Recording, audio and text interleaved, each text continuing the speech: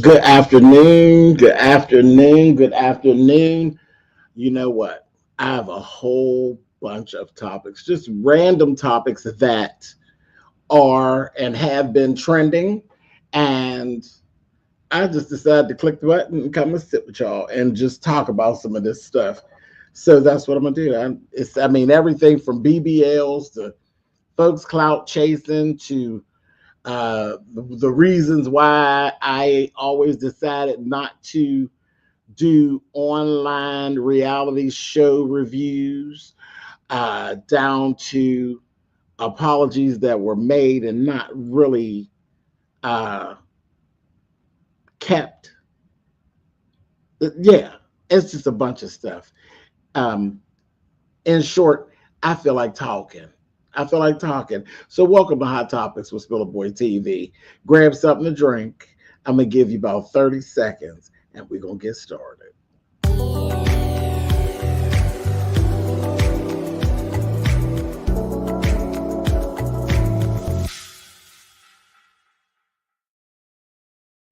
Hey guys, thanks so much for clicking on the video. As I said, welcome to Hot Topics with SpillitBoy TV. Happy birthday, Dr. Pastor Jay Wilson is in the house. He is celebrating his birthday this weekend, baby. He's sitting on two nickels. Two nickels, honey, 55. Running around in the streets, honey, and running around with no aches and no pains. God is good. Yes, he is all the time, and all the time, God is good. Happy birthday, Jay Wilson. I also saw Miles, Asipa. Miles, you know what? I have to do this before I go forth. My birth mother, actually just asked me about you literally about 2 or 3 days ago. She said, "Where's Miles? How's Miles doing?" Because she had not seen you drop in a chat or heard anything of you. And I told her that you were doing fine and kind of put her down with where you were and what you actually had going on. So just so you know, you definitely do have United States family that actually do still look over your shoulder and are still interested in your journey and your well-being. So I definitely wanted to share that with you. But yeah, she'll probably be in this chat somewhere, but you know, she doesn't type in chats. But she surely did ask about you the other day. The rest of you, I see you guys out here. There he is, birthday boy. Bird, hey, what's up? Hey, Petey Pete, what's going on? We are actually streaming on Treasure Lane. We're also on SpillitBoy TV. Truth of the matter is, it's all me. It's all SpillitBoy TV. That's it, and that's all. It's all SpillitBoy TV. So welcome, everybody. Welcome, welcome, welcome. I am ready to run my mouth. I'm ready to run my mouth. A lot of stuff that I want to talk about, okay? So I'm going to do, and there's really no order to this.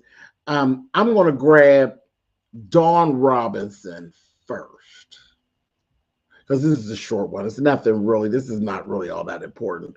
It's about gaslighting. I got a message not long ago where somebody said, yeah, y'all been talking about Dawn Robinson, but it seems as though maybe Dawn Robinson has been gaslighting the people and things aren't just so. That was actually the feel of a lot of people from the door. Dawn Robinson is one of the original members. She did a lot of the leads, actually, of En Vogue. Okay, that's Dawn right there at the beginning. What's it gonna be? That's Dawn. That's Dawn. But in the latter years, you've not heard Dawn singing it. You heard Cindy singing it, and that's that. We know they started off as Dawn, Cindy, Maxine, and Terry. Then Dawn left, and there was the three. We had a few more albums, and then there was Maxine ended up leaving, and then Rona came in, and the sound. They're one of the very few groups that Even with all those switches and changes, In Vogue has always been In Vogue. In Vogue has always sound like In Vogue. There's absolutely no difference in their sound whatsoever because of the fact that every member of the group can sing lead. And a lot of the girls actually, though they have all their individuality, they kind of do sound alike when they want to. That I say all that to say they're talented. They're talented and they don't make them like that. That's why they've been able to stand the test of time. You listen to Don't Let Go Love and you listen to Rocket, completely different folks. Completely different folks, but it still has that In Vogue sound. You couldn't tell the difference. So about a month and a half ago, we saw Maxine. It's after years. Maxine has rejoined the group. And then shortly after that, we hear Dawn come out. And Dawn, they had did a concert and they had all of them. They were all together. And it was like, wow, this is great. This is great. Exactly, Des. LaBelle. Right, because a lot of the time with LaBelle, people thought that was Patty screaming and hollering, and it wasn't even Patty. That was Sarah. You know, we love Patty. You know, Patty is my girl. But people always discount Sarah. Baby, Sarah Dash can carry just like Patty LaBelle. And a lot of times when you were listening to LaBelle and you thought that was Patty screaming and hollering, no, that was Sarah. Sarah and Patty would be ping-ponging off each other because if you ever notice, Patty LaBelle, she thrives off of other energy and other talents. She loves it. So when she finds somebody that can scream and yell and throat like her, baby, she gets off on it. Her and Sarah Dash, baby, would be going back and forth. When it was like, it wasn't a battle. It was just like the matching of sisters. There's nothing like LaBelle back in the day. Nothing like, and don't sleep on no. Don't get me started. Don't get me started. Same thing though. It's the same thing. Same exact thing. Very few groups that could actually do the Pointer Sisters. One gone, because most people didn't even realize there was 4 Pointer Sisters. You know what I mean? Well, one go, you couldn't tell the difference because they were actually sisters. That's another thing. The Pointer Sisters, the Emotions, they had harmony and they had they were in sync because they literally were blood sisters. That was what was so amazing about In Vogue. They used to get compared to the Emotions all the time, and it was people would be so thrown because they're not related at all. They weren't even friends. Foster and McElroy literally put them together, and it was never heard of for somebody to put girls together from different places in the world or the country, different places in the country who don't know each other, don't know nothing about each other, but put them together and they mesh like that. The only time that we had actually seen that before were actual sisters. They were literally sisters. They were blood. But yeah, there was a bunch of them, The Pointer Sisters, there was a bunch of sisters. Same thing with the Clark sisters. You could take one out, they could still carry the sound.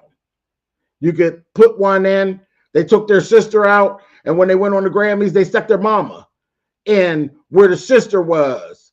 And maybe it just goes down. That's the Pace sisters. Again, sisters. The Winans, take one out, throw one in. You don't know no different. Mary got a bunch of sisters over there that can sing. Take one out, throw one in. We put Goo Goo in there and the place of Tina, and maybe she ain't hollering as much, but the sound is the sound. It is what it is. So anyway, because we can do that all night, okay? So let me go back to Dawn. Dawn hit the internet, and Dawn's doing this whole thing about her being homeless and living in her car. And the story, no, we dare not say the Braxtons.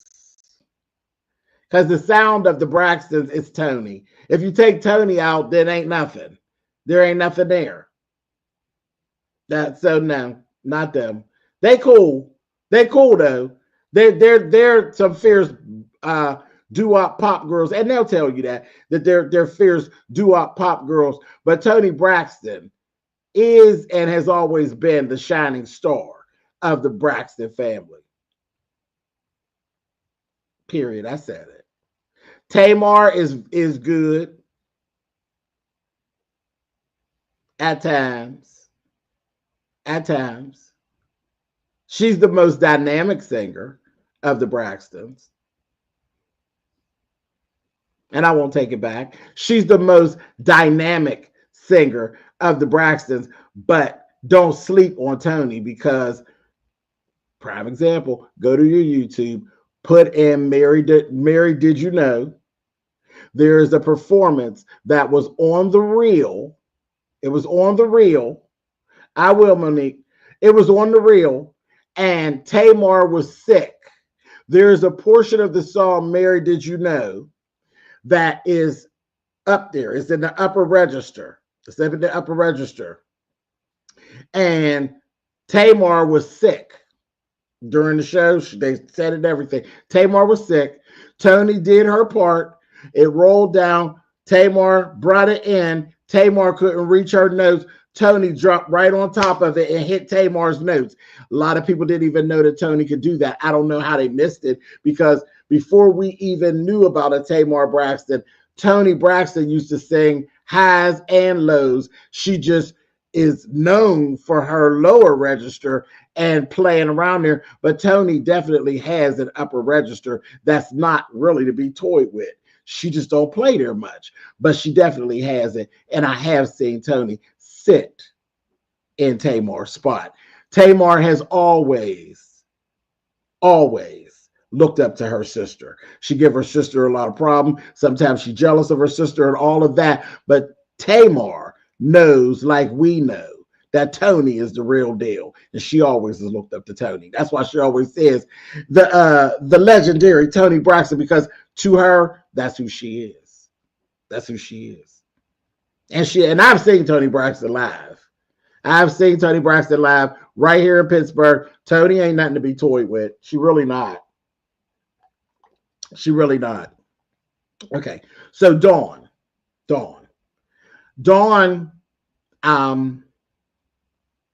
she's out here. She's basically, I feel like she wants to be back with the group, but I don't think they will ever allow it. I don't believe they would ever allow it. And if they're smart, they wouldn't. Here's the thing when it comes to En Vogue. Dawn was never wrong about the things that she said, because there was a lot of money situations, and it was really money, but for the most part, they got their heads bumped. Okay, they got their heads bumped.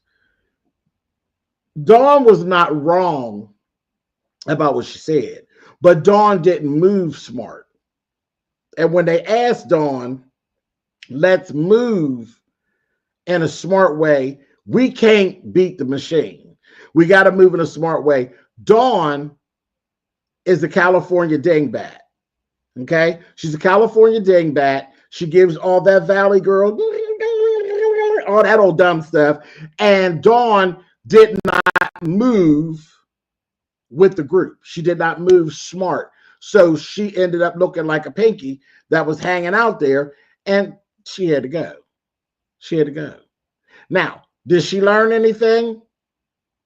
We watched her go over there with Lucy Pearl. Lucy Pearl was great. She's over there with Raphael Sadiq, and everything fine. I wanna dance tonight, toast tonight. Everything was good over there for a minute. Here comes the problems. Who's the problem? Dawn. Again, California dingbat. What's up, Reed? California dingbat. So Lucy Pearl breaks up, because what you're not going to do is mess up Raphael Sadiq's name in the industry. Raphael Sadiq is very close to a Prince type. And I think Raphael Sadiq, you know, with like Prince and Tone. Well, he's not Tone now. Now he's B Slade.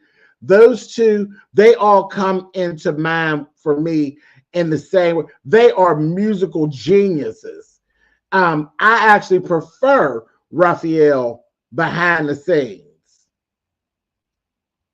I do. I prefer Raphael behind the scenes. Raphael put his stink on something, and you can't get away from it.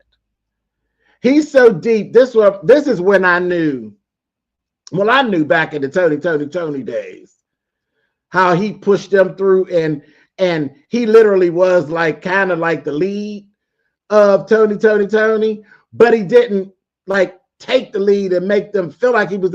He just kind of did his thing. When I knew that Raphael Sadiq was so bad, was I heard a snippet of a song, and when I say a snippet, I mean a snippet.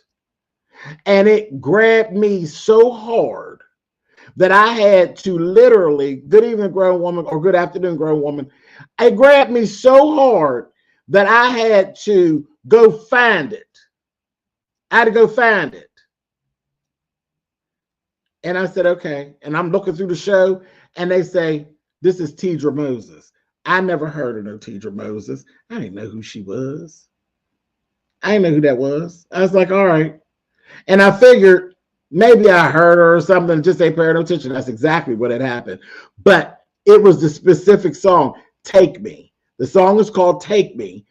It was in one of the episodes of what's the little song from what's the little show off a logo? Noah's Ark. Noah's Ark. What nobody think about the music? What nobody think about nothing? Noah's Ark was a show about gay life, and everybody was excited because it was like groundbreaking, and the storylines were what everybody was hung up in. But me, the music person, I was like, what the hell is this song? Take me back to the day when we were before. I was like, what is that? Come to find out, it's a song that Raphael Sadiq wrote for Tidra Moses and then made it into a duet. That's how bad Raphael Sadiq is, that he could put something on you that's just for you and it catch somebody like that. And I love that song. That's when I searched it out, and I was like, oh my gosh. And I was like, that's when I knew how bad that Raphael Sadiq was. And I'm like, okay, he's out there. He does what he does. John Legend's another one. I love John Legend doing his music, but John Legend behind the scenes, sickening. So again, I'll keep veering off. We talk about music. I'll keep veering off. All my people know that. But anyway, Raphael, Dawn, you're not getting ready to mess up my name. Raphael Sadiq needs to have. You don't like John Legend, Reed? Oh my gosh. There's certain songs like I've never heard John Legend sing anything that I don't like. I'm ready to go right now. I've never heard anything that I don't like by John Legend, but there's certain songs that just grab me. And my favorite song by John Legend is Tonight. And that's from the movie, what's the Steve Harvey movie? Think Like a Man, Move Like a Woman, or whatever it is. Never watched the movie, have never seen the movie, but the song, that tonight's the night, something about that song, I don't know what it is, but something about that song, you start off with your underpants on, you finish the song, your underpants is behind the couch, and you're like, what didn't happen here? That something about that song. But John Legend, I've never heard John Legend sing a song that I don't like, ever. The great, listen, and there's a list of more. I love Andre 3000 too. Andre 3000 is the genius as well. So, okay. So anyway, you say hit you with the back Listen, basically. So that's kind of it. And I done found a new one that make me feel some kind of way too. That's by Luke James. You know, looking at Luke James, you'd be like, God damn. But Luke James has a song, Make Love to Me. And I don't know how I missed it. I ran into it on TikTok. Somebody had a TikTok and I was like, what is that song? I thought for sure it was Trey Songz. It's not. It is Luke James, and it's an older song, and it makes me feel the same way as Tonight by John Legend. Shut up, man. It tried to make me feel some kind of, well, she know, because we was in the car. Now you got me telling my business. We was in the car on the way, going where we was going, and the song played, the Luke James song played, and I tuned out, and I wasn't paying them no goddamn attention because my mind was somewhere else. But we was in the car, so my underwear stayed put. But just to say, shut up, Monique. Anyway, so those two songs. What am I talking? What was I talking about? Oh my God. See, this is the problem with live broadcasts. This is the problem with live broadcasts. Anyway, we said Q been playing it ever since last Saturday. If I hear it again, I'm jumping off at the wall. Listen, whatever. That's how it be. Make love to me, babe. Girl, that's some good shit, and you know it. That is some good shit. Anyway. And Cupid too. Cupid is another one, make you feel some kind of way. Yes, indeed. Anyway, all right, y'all, stop it. I gotta get this commentary out. Knock it off. What's up, David? Okay, so Dawn, Raphael Sadiq got away from her, okay, because she's like a Black Widow spider. Dawn is all over Lauryn Hill's debut vocals. Catch. That broad made one album and is a legend. One album. That's all she had. One. Funny how the tables turn. One album. One. Anyway. So Dawn, Raphael said, nope, got away from her. Let us pause while Mother go find his drums. I do fine without them, newbie, and you know it. So I don't even know why you even playing that game. I move along just as swiftly without them. Thank you so much. Thanks for caring. Anyway, y'all terrible. He got on away from her and all of that. And I swear, wasn't there something that she did? Wasn't there another group that she did a little quick something that had to do with? Was that her? I thought she did something with Diddy and a bunch of folks too that didn't last. Or was that Dawn from? That might have been Dawn from Do You Got a First Aid Kit Handy? It might have been Dawn. That might have been that other Dawn. But anyway, she's a Black Widow spider.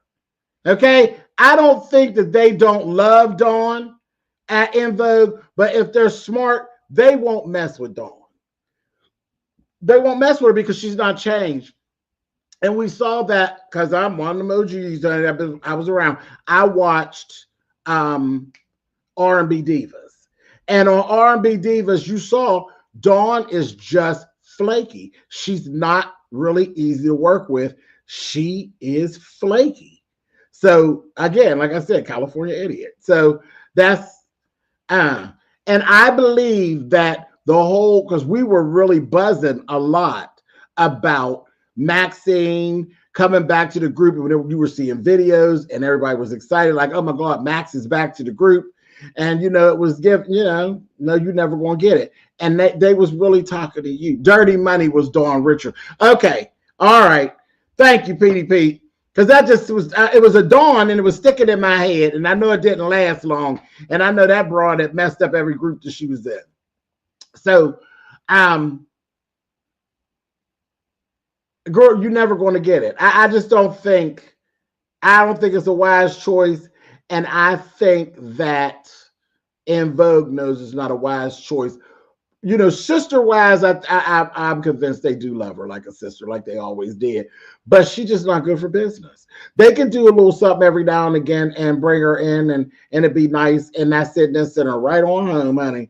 So that's that. But Dawn come on, and everybody feeling bad for her. Like, how could she not have money? How could this happen? How could it be that? Well, it looks like there's more commentary that's surfacing now, and it kind of seems like she was kind of gaslighting us and kind of playing in our face a little bit. So am I shocked? No, I'm not shocked. I'm not shocked because she's always just been kind of problematic. Talented lady, beautiful lady. Still look good. Oh, still look good. Every member of En Vogue, new, old, them some bad chicks. Them some bad chicks. They have always kept their bodies up. They look good. Old black don't crack, child. So if they know anything, they will stay away from their sister, honey. They will give her complimentary tickets to every concert, but they will not give her a mic. Moving right along. Vivica Fox. Vivi, what's going on? Vivica Fox has always been one of our girls. We love Vivica. Even when we hate Vivica, we love Vivica. Vivica has done some of everything. I think she's very well-rounded. I really do. She's a fierce actress. She's a fierce businesswoman. She's a fierce celebrity. Okay, she know how to do it. She done made mistakes. She done said problematic shit and come down and gave half-cocked bullshit apologies and all of that. She is a well-rounded entertainer. She's pissed off the LGBTQIA and took it back. Because see, you know, you ain't nobody. Oh, wait a minute. Y'all ready? You ain't nobody, and I gotta say it like that. You ain't nobody till you done piss off the LGBTQIA and then have to come back and fix it. That's just the way it is. Now, I ain't much for the apology thing. I don't care about that. The apology is bullshit. But just come back and say, you know what? That probably wasn't the best thing to say. And I'm actually good with that. You ain't even got to come back and say that. You stand up, bitch. Oh, yeah. All right. What's next? You know, you ain't nobody until you done pissed off the Leviticality and then, you know, and then come back from it. Vivica done all that. She done fought tooth and nail with 50 Cent, and 50 Cent, there's only one troll in the internet world badder than 50 Cent, and that's Lil Nas X. Okay? As far as celebrities go. She done battled with 50 Cent. She done been in love. She done battled him. She done battled with him. And as much as we know that she still love him, he like Vivi too. That's why he can't never leave her alone. 50, we see you, honey. You just as smitten with Vivi as she is with you, but you just got to try to keep up appearances because you can't never leave her alone. She done got a BBL, and you over there being shady and throwing shade. What type of a man beds a woman and then take low blows like that at her? BAN, right? BAN. That literally... BAN. That's my feeling. Anytime you spent time with a woman, you've been all up underneath her clothes. She shared the best of what she has with you. She's into a situation with social media and the public opinion. And you take shots at her, you a bitch ass nigga. You are. That's just, I mean, what is that? That don't look good. That's petty. That's truly like kicking somebody when they down. But I think you are enamored with her. Same way she's enamored with you. Same way. And the thing, y'all can't leave each other alone. Y'all like fighting with each other, and it's cool. But y'all both understand that together, y'all will end up in jail because y'all would go there because y'all both ghetto. See, that's why I said she roll around and she ghetto too. You know, Vivi will throw her dukes up, they have her wig cocked ace deuce ready to rumble. But here's the thing. So I got to give you a little bit, Vivi. I got to give you a little bit, baby, because you didn't need. What's up, Mateus? You didn't need no BBL. You ain't need no BBL. You don't need none of the work that you've ever gotten done. None. I don't even know Amara had anything going on, Fifi. I usually don't even look at her. Amara gets on my nerves. I think she's beautiful, but she get on my nerves. You didn't need any of that seal you got in your cheeks and all that nose and lip. Girl, you ain't need none of that. Vivica has always been sharp. Always. Always. You go back, because I went and pulled up old pictures back to when she was at Independence Day. And I was like, damn, Vivi was sharp. Go back and pull up Kill Bill. When she told Luca, she said, when you grow up, if you feel some type of way about it, come and see me. That's the real Vivica.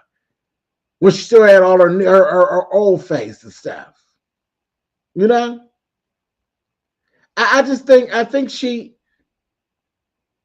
there just was never a reason for that. You never aged to the point where you had to go have anything done. You let the machine convince you that you got to do all these things. You didn't need none of that stuff done. And you come back and you get, I'm like, every time you go get something done and I see you again and you get a side profile and you give it, I'm like, oh, girl, your face is pulled so tight, honey. I'm like, it's so unnecessary because you were beautiful. But you never let us love on you and tell you how beautiful you were because you start fucking with it. Leave it alone. And you definitely ain't need no BBL. You look like you got your luggage hanging from a necklace over the back. It looked terrible. They have not perfected BBLs at all. That shit looks horrible. It literally looked like you got a suitcase hanging over your back and you walk in and it's like dooka. It looks like shit. Oh, square ass. What? Nothing wrong with your body. You've gotten thicker. That's what happens. If you stay on the planet long enough, you ain't always going to be a twig. It don't happen. Did I say too much, Miss Philadelphia? You know how I did. But it just don't look good. It don't look good. And Vivica, I thought you were beautiful. I always thought you were beautiful. I always did. I always thought you were sharp. I always loved that edge that you have. Now your edge is not an edge anymore. Now it's the goddamn bewitching hour. It is. It's the bewitching hour. When I used to look at you and I used to be like, yeah, bitch. Now I look at you and it's like, you know, it's like, come on. You still pretty, but it ain't what it was. It ain't what it should be. It ain't what it could have been. And I probably, if you look, and I don't want to say that because I don't really know. See, I don't know if her parents are still alive, but I'll say it anyway. This is the time when you go to looking at your grandma and you go to looking at your mom and you say, what's this get ready to be like? And you look at them, and most of our grandmas and moms ain't got all that work and shit done. You know, I look over at my mother and I didn't need nothing done. Oh, that's what's going to be like. I always look like her from the time I was a tiny little boy. People, you look just like your mother. You look just like your mother. Son, shit, I'm good. I look over my mother now. My mother's 74. And I look over and I say, shit, I still got another leg of the race to keep these hoes mad. Every time I look over there, I say, I'm all right. You hoes gonna be mad for another 20 years. Y'all gonna be talking shit about me for another 20 at least. Shouts out to my mama. Okay? Looked at my grandmother at 80. My grandmother, I said, girl, we all right. We all right. You look like a 70-year-old woman. No, she's 74. She's 74. That ain't no read. Here you go. Here you go. And that's the thing. She don't look 74 just like I don't look 53. See? There you go. Princess Sheba. No, I don't look like a 70-year-old woman, and neither does my 70-year-old woman. Boom. Who's that? That's me. That's me. Oops. Like I said. Moving right along. You'll learn. Keep hanging around, Stefan. Keep hanging around. You'll learn. You'll learn. And I oop. Right. Okay, so here we go. So that's the thing with Vivica. I don't think the BBL was necessary. I don't think it turned out well, and that's not her fault. Well, it's her fault for taking her ass in there and getting turned into an old box trot ass, but it never turns out really well. It just never turns out well. Have a good one, Matthias.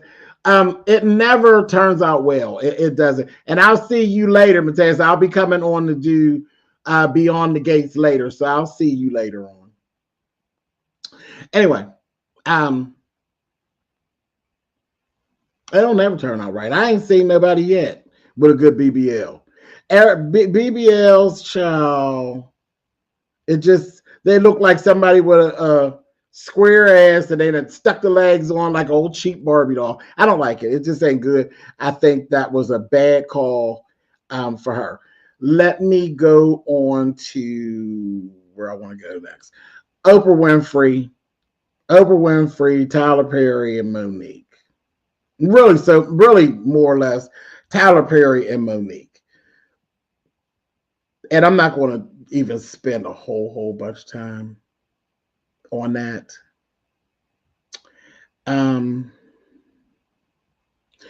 Tyler Perry spoke at Angie Stone's homegoing, and he did a speech, and in the speech he took the opportunity to convey the message that the machine is not fair to our women, Black women. The machine's not fair to artists, period. Oh, indeed, Locked Queen, indeed. So yeah, he really put a light on the wrongdoing that Angie Stone had endured, because I mean, literally, to go, if you watch her career from gonna funk you right on up, we're gonna funk you right on up, all of that, to seeing her really like scraping to stay relevant, scraping, you know, about the money, and then when we see her R&B divas and all of this, I mean, you never stop seeing her put out. And then there was times she was behind the scenes. She's worked with a ton of people. You know what I mean? Just following. I've been following her since I was young, since she was with Sequence. I've known about Angie Stone. Even when all of the D'Angelo stuff, she was more than just screwing D'Angelo and had a baby. She was instrumental in the music, and D'Angelo's music is nothing to be played with. Okay, D'Angelo, if you ain't never seen D'Angelo do some live stuff, it's another time that's sort of like a Prince experience. It's a whole experience. He's really deep. He's really deep, and it's a moment. You get caught into the moment. D'Angelo ain't not nice, but Angie had a lot to do with all of that stuff. So those of you who know. What do you think about what was said about Angie and D'Angelo? As if she wasn't worthy of him.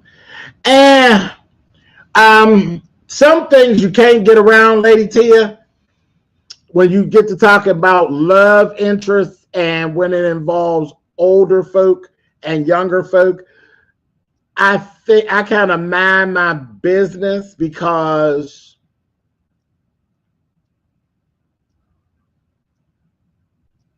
I can't tell you how to do it. I can't tell you how to love. And when there's a younger person involved in an older person, the older person always kind of get the bad rap. They do. They get the bad rap, like they're being done a favor kind of thing, even if the younger person is the one that pursues you. It will always have that thing. So I never really tap into any of the stuff that was said about them like that. He was grown. As long as ain't nobody being violated, I keeps my mouth out of it. And I think that, you know, she got a hard time. She would get a hard time from a lot of people because he was so goddamn fine. And a lot of younger women felt a type of way because they was like, what is this old bitch that grab hold of him? And then, you know, a lot of people didn't think she was pretty when there wasn't even nothing wrong with Angie Stone. Why wasn't she? Why wasn't she? No, she's not high yellow with straight hair. She's dark skinned with big, curly, gorgeous African-American hair. So, I mean, what's the, again, beauty is it's subjective. So a lot of people felt a lot of kinds of ways. You know, a lot of people that were smaller than her. People were comparing themselves to her. And then they threw the age thing in there. And then they would just give her a bad rap. So I never played into any of that stuff. Never played into any of that stuff. And the truth of the matter was, I questioned him more than I questioned her. Because my first thing is, does he actually love her? Or is he trying to use her? Because she was the clout. She was the clout. Just because you're dark skinned doesn't mean just because you're dark skinned doesn't mean you're pretty. Angie Stone wasn't cute. Stop it. Angie Stone wasn't ugly though. And dark skin, and it's usually the other way around. Come on here. Me and you, let's go. Usually it's the other way around. Somebody that color, like your Abby, they're the ones that people always say is pretty just because you're that color, not my color. So it's usually not that. Very seldom do I hear that because you're dark, you're pretty. It don't be that way around. It's usually when you're dark, people say you're not pretty. So no, that's not it. And I don't think that Angie Stone is no bad looking woman. I don't. I really don't. And maybe because I'm dark. I'm dark. And when I look in the mirror, shit, I'm all right. But I don't think Angie Stone's no bad looking woman. Now I know some ugly black bitches now. Don't ever sleep it. I know some ugly black bitches. And I done been down here and I done listen, you know, I'm always on the brink of them trying to cancel me. Because I'll tell you in a minute, I thought that, here we go, OG that was on Basketball Wives, I don't give a goddamn what anybody say. I thought OG was horrible. Horrible. Horrible, horrible, horrible. And at the same time, I think Alec Weck is the shit. So it just depends. And again, it's really up to you what you see. What you see. To some people, I'm the ugliest thing they ever seen, and they don't have a problem typing it. They type that down. You ugly. Thank you. And then there's some other people that type that they can't wait to try to get their goddamn hands on me. So it just depends. But no, I don't say that Angie Stone is pretty because she's dark. Not at all. I thought and it's not pretty. I think she's sharp. Pretty something different. Shit, pretty hurts. James and that new girl. Listen. You said OG was too masculine in the fact. It was just something about her. She just was not attractive to me. And the truth of the matter, not to go all the way back, my reviews, that was the worst season of Basketball Wives ever, being a reviewer. When I tell you the people in the comments drag me. Oh, baby, I was everything but a child of God. They dragged me. And I'm like, what? Then they called me colorist. I'm like, I'm just as black as she is. It has nothing to do with black. It has nothing to do with black. Drag me. Drag me. So it just is what it is. But I personally don't feel like anything's wrong with Angie Stone's looks. Not at all. I don't think that D'Angelo is so pretty. D'Angelo is sharp. D'Angelo is sexy. But all in all, D'Angelo's not no pretty man. He's not a pretty man. He ain't no pretty man. Not at all. Not at all. He got a body. He got sex appeal. But as far as a pretty man, no, he's not. He ain't no pretty man.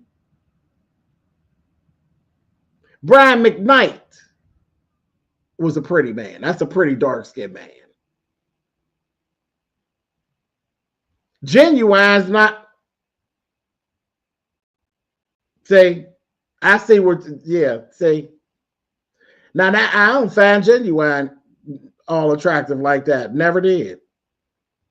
Never did. Genuine has a sex appeal about him, but Elgin ain't never been no pretty man. What's pretty about Elgin? No. Nope. Carl Thomas is pretty. Carl Thomas, shit. You talking about lies, boy, please. You got life fucked up. Carl Thomas's face will make Genuine, Carl Thomas's ass will make Genuine a new Sunday face. Are you crazy? Who else? What's my other boy that I love so much? Oh, with the eyes. Shit. Luke, well, I was just talking about Luke James. Oh, I can't think of his name right now. It'll come to me. But there's another one. I can see his face in my head. Sounds just like Stevie Wonder. He sounds just like Stevie Wonder. But he's beautiful. He's beautiful. The little guy, Daryl Stevens, that played on Noah's Ark, that played Noah. He is a pretty man. Tony is a pretty man. Child, Tank ain't pretty. Tank is fine, baby. Tank is a catch, baby. That Tank is Omarion's cute. Omarion's cute. Trey Songz is cute. They're cute. I never saw it for Lorenz Tate. Never ever saw it for Lorenz Tate at all. Never. But that Tony, baby, B Slade.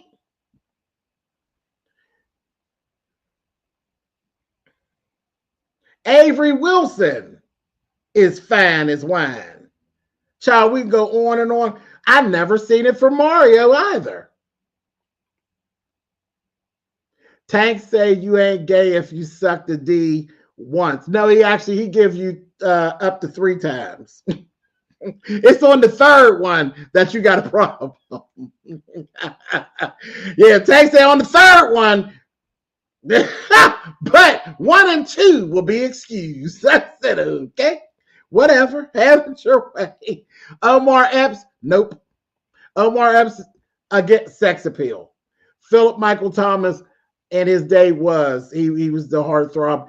For me, he always looked like Pitbull to me.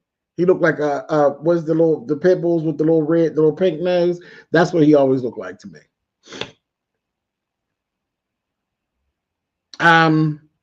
Tretch, he ain't pretty, but that's a fine man. Tretch from Naughty by Nature. Shit, quit playing. LL Cool J is good looking. See, there are good looking men out there, but yeah, D'Angelo ain't never been pretty to me. He ain't never been pretty. He's sexy. Morris Chestnut is a beautiful dark skinned man. He really is, undeniably a really good looking man. Yeah, but Omar Epstein's all right. I ain't never. Glenn Turman. Glenn Turman is actually a beautiful man. He is, and I've met him in person. I've met Mr. Turman in person.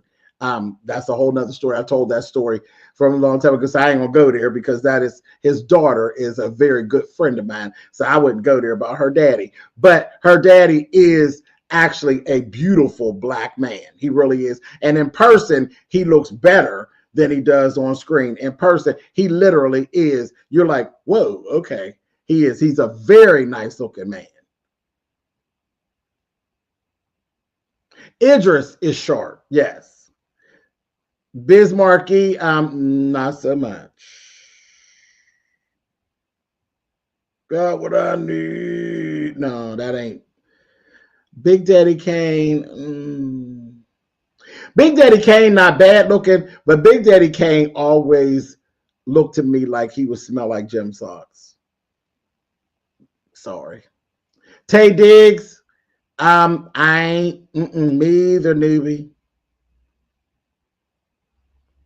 Nothing about him. Nothing about him. He cool, but not, Carl Thomas is better than Brian McKnight. Brian, it's a different look. Brian McKnight is like grown and sexy. Carl Thomas is just fine, child. Fine. Put him in that black. Oh, well, you know, Tyson Beckford was always my number one, child. So we ain't gonna go there. We don't gonna go there. Michael Ealy, I never seen it for him. Never seen it for. He just red bone. And that was a lot of that you sharp because you light skin with light eyes.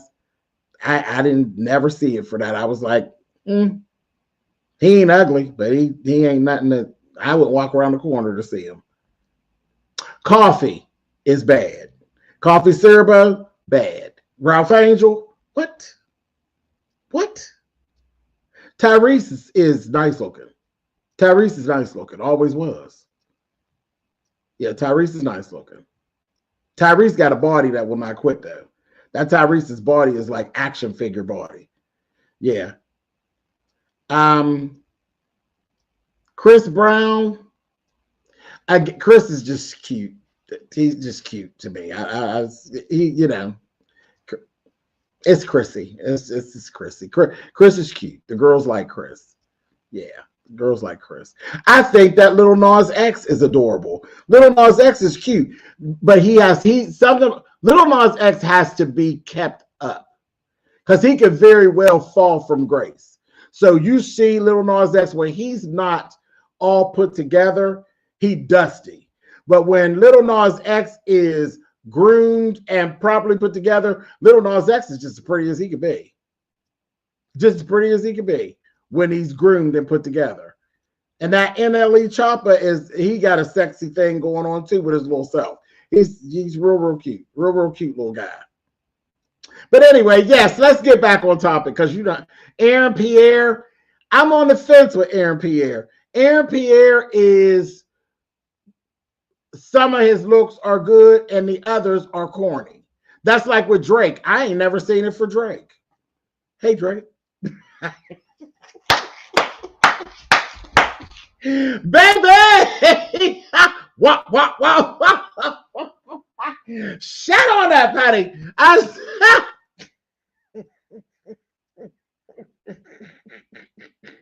Y'all ain't shit. Boris. Now, there you go with some light skin that is to die for, baby. Boris Kojo is everything, and he's aging well as well, baby. Boris Kojo is what y'all would like Aaron Pierre to be, but he's not.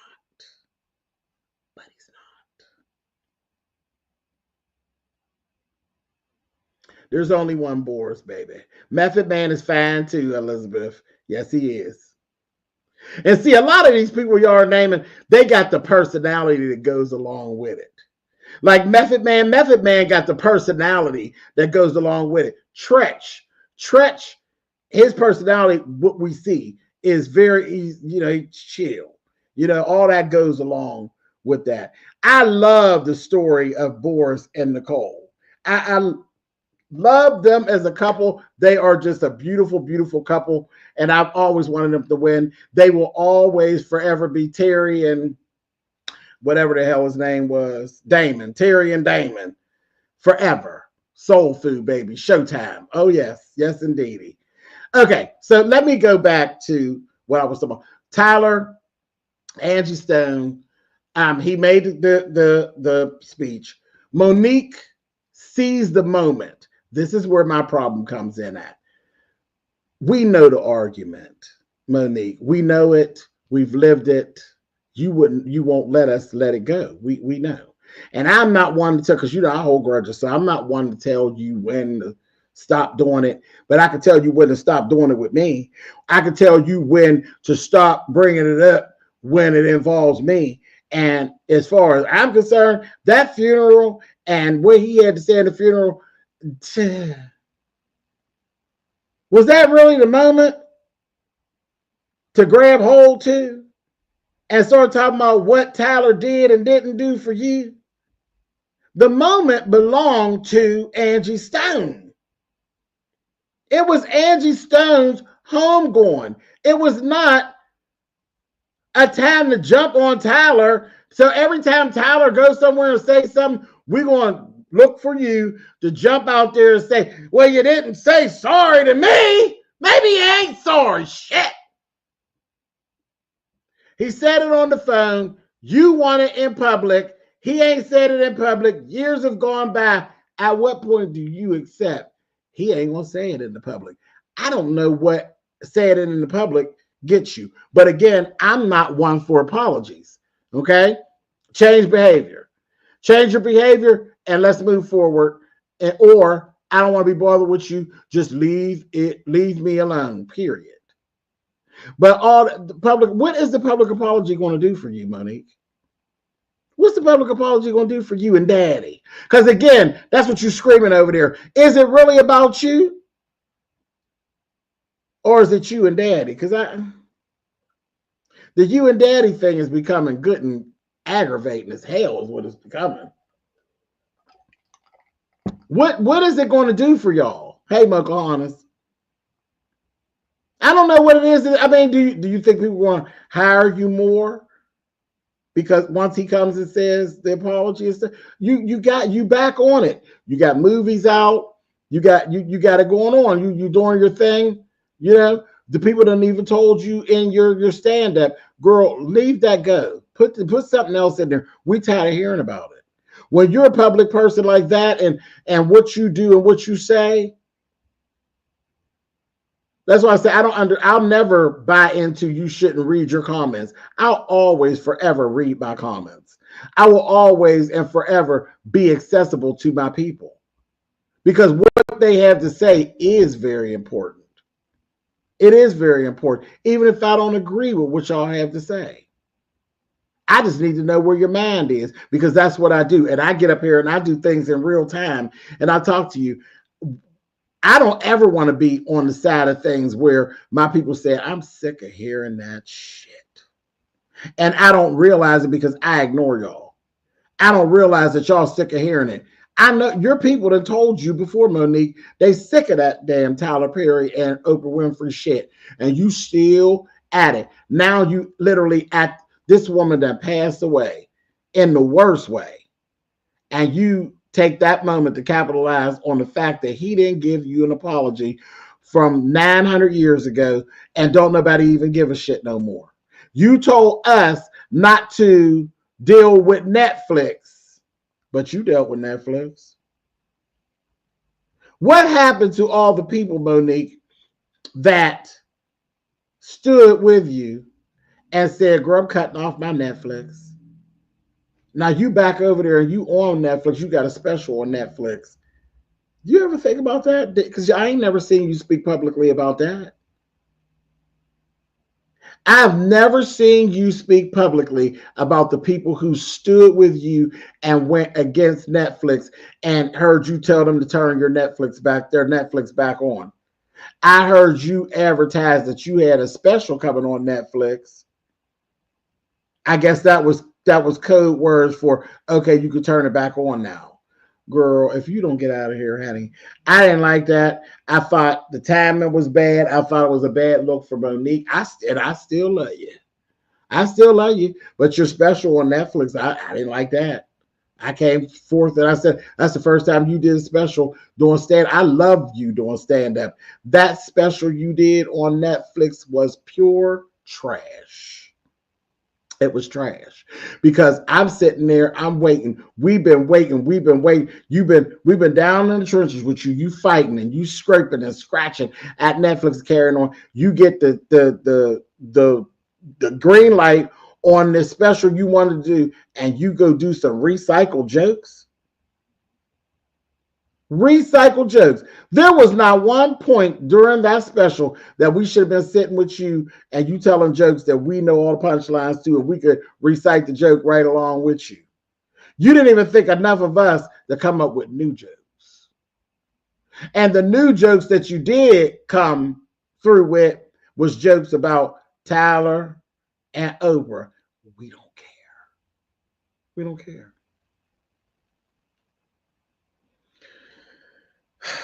Moving right along. Okay, here's the last thing that I'm gonna talk about. Because Lord, we have been here in an hour. Thank y'all for being with me. I appreciate it. I didn't even think I'd be on this long. But here's the thing. So me as a content creator on YouTube, I took to my YouTube a long, long time ago. And I said, I don't want to do,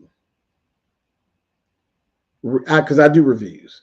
I don't want to do reviews on YouTube reality shows.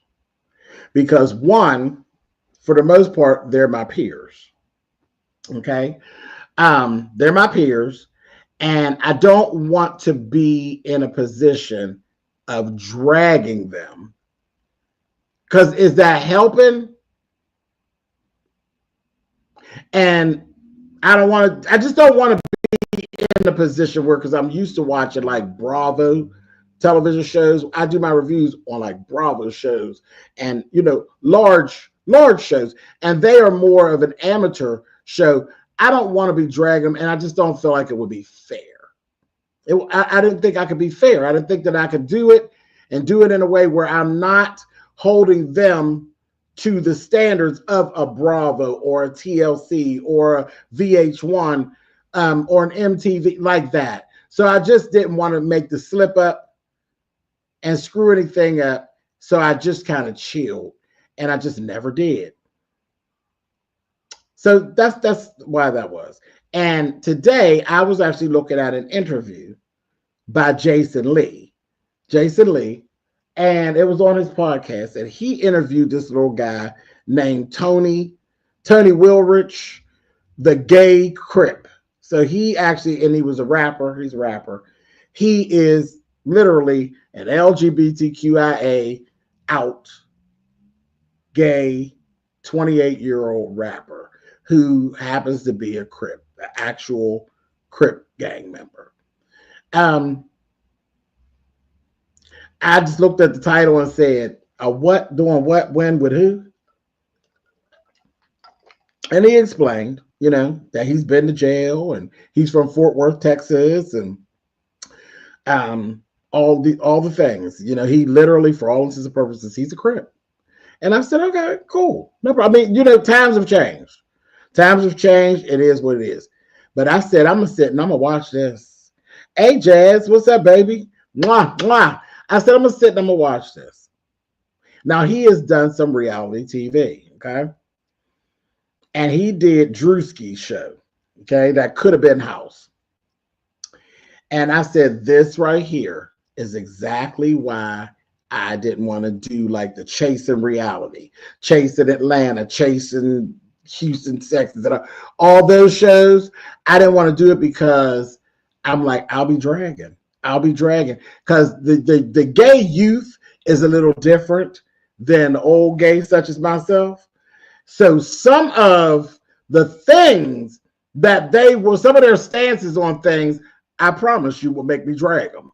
Okay. And especially when you are on a national platform and you're saying dumb shit, it's going to make me drag you. So this is why I kind of have straight away. When I tell you, I tried to really like this child. He's a cute little thing, but he's an idiot. I tried. I did. I said the stuff that was coming out of his mouth. And Jason, I'm looking at Jason. We all know Jason Lee is shady. Jason Lee shady. I like Jason though, but he real, but he real shady. And I think Jason was experiencing some secondhand embarrassment from the things that was coming out of this child's mouth during this interview. I remember asking you to. Now I understand why you didn't. Absolutely. Jason, he kept saying like us and we, and Jason kept on. That's when I knew Jason was being embarrassed by some of the answers that he was given, because Jason was like, no, baby, hold on. That's no us. There's no we. That's you. I was like, that's rude. Because I try to stand in the paint with the young ones. I do. I try to stand in the paint with them and try to correct it when I can. Like, we got an idiot that runs around here on YouTube and basically introduces Black women into all these different things about gay lifestyle that they don't have no business knowing. They don't understand it. They'll never understand it. So all they could do is sit in judgment of it. And it's sometimes things that they don't even need to know for them to have to be in judgment of it. And then you sit around and you got an attitude when they turn around and use it against you, you goddamn fool. One of the big ones is glory hole. There's always talk about a glory hole. Most heterosexual women and men don't know nothing about no glory hole. And they have no reason to know anything about a glory hole. So you take what your libido behind and you bring it to the YouTube streets, and now you want to explain to somebody about a glory hole, and then your feelings is hurt when they say, well, that is just disgusting. Well, who you mad at? With your dumb ass. Who you mad at? And this is the type of stuff I'm talking about. So then that's when I end up having to be the 53-year-old gay that says, listen, I get it. I get what you're saying. I can't even fight with you about how you feel about it. You feel like it's disgusting. I get it. I get it. I get it. I get why you feel that way, but know that it really don't have anything to do with you, and you really had no reason to know it. So can't nobody be mad. Ain't nobody mad but the devil. Okay? So that's that. And I find myself in that position a lot of times because I feel like as an older person that rides on the rainbow, sometimes we do have to do damage control. We do have to do damage control. And we do have to point out and say, hey, you started that up. You started that up. You ain't never had nobody telling them that. You know? So that's that. No one, regardless of orientation, has any business knowing about glory hole if you have class. Well, I ain't going to say that because I think I'm quite classy and I know about glory holes. I've never been to a glory hole. I've never partaketh in a glory hole, but I know exactly what it is. I know where it stems from. I know everything about a glory hole, but I have class. It has nothing to do with the class that I carry, but I know about it. And I knew enough about it to not bring it to a heterosexual playground. Because I knew a heterosexual person wasn't going to get it. They weren't going to understand it. They weren't going to understand it. It's not for them to understand. And here's the thing. Just like some of the ones screaming out that it ain't classy, a lot of the ones who you sat in chats with, Princess Sheba, a lot of the ones, come here, honey. Come close. A lot of them same people, the heterosexual ones, quiet as cat. They done stood on the other sides of the wall with their mates and they done tried it.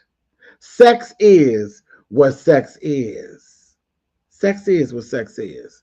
And if you're grown enough to do it, I say go for it. My point is that the idiot that brought it to them and actually thought that it was going to be a good thing. Like they thought they had a leg up on the thing. They thought that the people they were bringing it to was going to say, oh, that's fascinating. Oh, that's just wonderful. No, wrong crowd of people. So that's where my part comes in. That's what I'm talking about. But anything sexual that two consenting adults want to do, I'm always for it. I don't care. It ain't got nothing to do with me. I ain't doing it. There's certain things I'm just never going to do. I'm never going to do it. That just is not my stilo. But two consenting adults, get at it. Knock it out. But yeah, you can't be surprised when you come up with something that's really alternative. It's alternative lifestyle, whether it be gay or just kink or whatever. It's an alternative. It's not what everybody does. It's some things that people have never heard of. There's going to be pushback. There's going to be pushback. That's just the way it is. So this person, he's on there, this little Tony guy, and he's just doing all the things. And I just really was faced with why I said I would never do that thing. He had a lot to say about certain things that were really interesting, like being on the reality show. And he was saying he was treated really badly. The show actually kind of showcased being a rapper and trying to get this recording contract and all, that the winner would get a recording contract.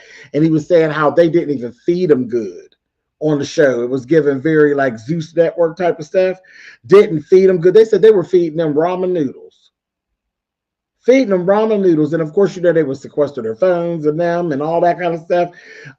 He said they had no access to the celebrities that were actually there on the show. Chris Brown was one of them. Snoop Dogg was one of them. Then it's Drewski's show. They didn't have access to actually talk to them. The only time they were around them is when they were actually filming, and they didn't allow them to talk to them. Then when he said in their contract, I said this, I don't know why you all signed this. In their contracts, they actually signed that they literally could not fight with the producers or the guests. They couldn't do it. They could not do it. And I'm like, so they piss you off or they treat you badly and you don't have no recourse. You just got to take it. Yeah, that was basically it. And you signed off on it. Now, who in their right mind read that and didn't know this was a setup? Reality TV is just that. It's the reality of someone producing trash television. That's what it is. There's going to be positions that you're going to be put in. You know you're going to be put in those positions. And you mean to tell me you going to edit how I can act in those positions? No, I don't think so. And you ain't running me no cash.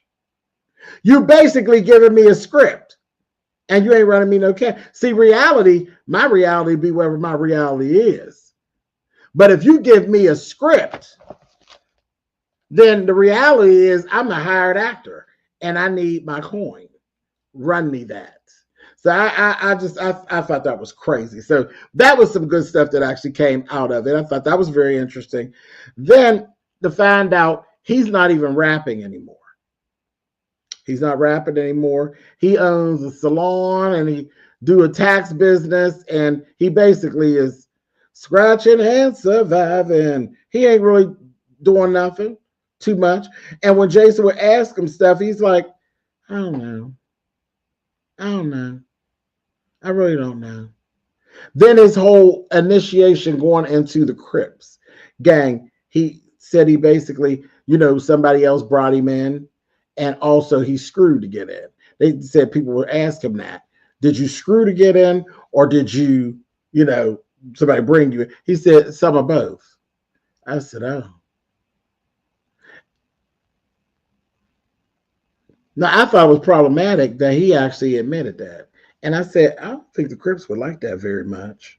So I was just sitting there and my mind was searching like, you might be in danger, girl. I don't know. That was just weird.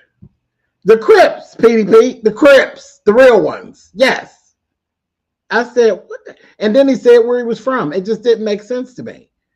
And I'm like, Lord, and Jason, of course, was like, so what's the name? Who's the? I said, Jason, what are you trying to get him? Trying to have him stinking?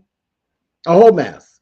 So then here's where I said, this little child, and I could only feel so bad for him because he's 28. He's not a little kid. He's 28 years old. Okay. And you didn't live the life. You done been on television. You done been to jail. You done been out in the streets. You've done all these things. So you've had ample time to grow up. And you saying stupid stuff.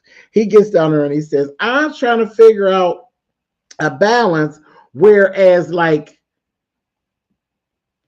because he came up with Saucy Santana. Jason said something about, because he was saying about the only gay rapper that ever made it and actually was taken seriously was Lil Nas X.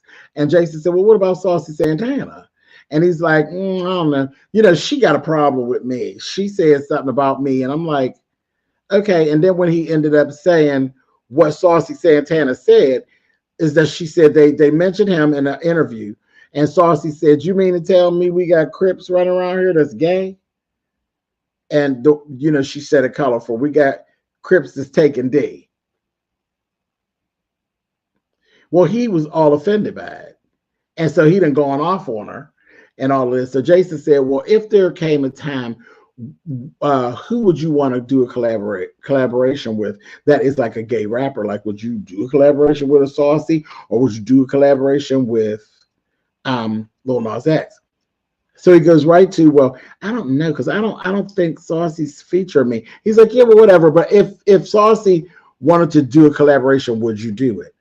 And so then you seen the clout chaser jump up, and he's like, well, okay, so wait, because you just came across like you didn't like Saucy. You ain't want nothing to do with Saucy. You was trying to read and all that. But now, when you could get the chance to clout chase off of Saucy, you wouldn't mind clout chasing off of Saucy. So that's what I started seeing. I said, oh, this child is a mixed bag of nuts. And he ended up saying, well, I don't understand how people can't make it make sense. We're like, if I say something bad about you online, I only said it because of the internet. But then when you meet me in person, you're really mad at me for real. And I said, and then he says, but I'm not a clout chaser, sweetheart, come here. You most certainly are a clout chaser, and a stupid one at that. Because what makes you think that you should be allowed to use my real circumstance, drag me online to gain clout and acceptance and laughs, clicks, and views online? But then when I see you in person, you tell me I only did it because I was trying to do this. And what is that? Gain clout off my back? Use my real circumstance to gain clout off of me? And you want me to, I'm supposed to be okay with that. I said, child, you are confused. And I'm looking at Jason, and Jason's looking at him, and I'm saying, this is exactly why I don't do it. So to all my people who have asked me in the past, this is why I don't do the chasing reality and all that, because I don't want to be on here dragging my people, because those are my people over there. There are other YouTubers that I have some respect for them. I don't want to be dragging them. And when I see folks doing this, especially the gays who should know better, doing and saying stupid stuff like this, I would be dragging them until their knees bled in the street. It's ridiculous. And you most certainly are a clout chaser, and you're a danger. You're a danger. He sat over there and said that when he was on the one show and Chris Brown was there, he was trying to twerk. He wanted to twerk on Chris Brown. Now, how many of us know Chris Brown don't play no shit like that? Chris Brown fights and don't mind fighting. Chris Brown would have went right on upside your head. Right on upside your head. That I was just like sitting there, and I was just like, I cannot. I can't. I cannot. Then he said his whole, this was the last day when I had to get turned off. He said, it's always been my dream to be on a reality show and to be able to run across a stage during the reunion and jump over and beat somebody's ass at 28. You're 28 years old, and that's what you strive for. And you got to do it because you did that at the reunion on the show. And then Jason said to him, so what are you fighting for now? Going forward, what are you fighting for now? Do you know this idiot sat on there? And I said, idiot. Fort Worth, Texas, idiot. Said, I don't know. I'm trying to figure it out. I'm trying to figure out what I want to do or what I don't know. Stone cold idiot. Stone cold idiot. And a clout chaser. A complete clout chaser. A danger to yourself and everybody around you. This is what I'm talking about. That ain't the behavior of most gay people, especially gay people who are trying to make it in the industry, gay people who have a sense of self, would never throw themselves at a heterosexual man and want to twerk on him, and somebody of the stature of a Chris Brown. So you were going to humiliate Chris Brown and think that what was going to happen to you? Just stupid. Stupid, stupid, stupid. All right. I said enough. I had enough of him. He really got on my nerves. He really got on my nerves. Do better. Anyway, so that's it. That's all of what I've been walking around and seeing and all of what I had to say about it. I said it. I ain't taking none of it back. Not at all. Thank y'all for hanging out with me, and I will see y'all on the flip side. Y'all have a great weekend. Catch y'all later.